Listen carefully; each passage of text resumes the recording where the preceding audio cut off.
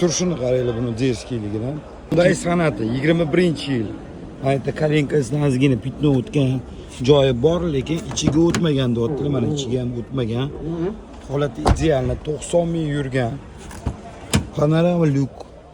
Full pozitsiyasi. Narxiga kelsa narxini 25 ming deyaptilar. Men nomerlarini qoldiraman, bemalol o'zlariga aloqaga chiqsanglar bo'ladi. Hyundai Tucson bu ham xuddi shunaqa 2021-yil 60 ming yurgan. Ikkita qanoti bruni plyonka. Holatini ko'rib turibsizlar mana. Panorama oyna.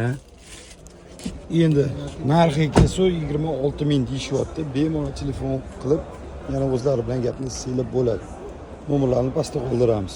Hyundai Santa Fe. Mana bu yerda qanotida ozgina ezilgan joyi bor ekan, unisini men video qilib ko'rsatib beraman.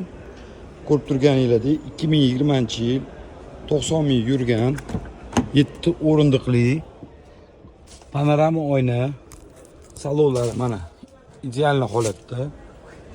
Narxini 26 ming deyishyapti. Bemalol pastki nomerlarga telefon qilib gaplashsanglar bo'ladi. 2,5 litrli bu obyomi.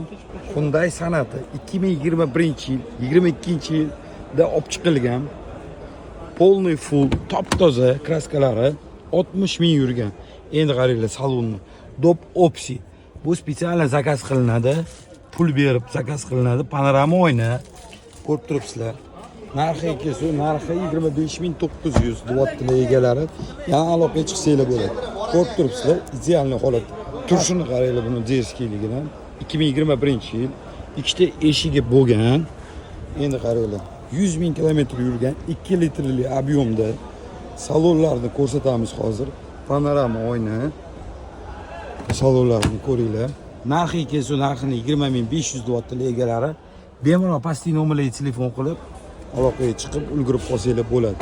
Holatini ko'rib turibsizlar.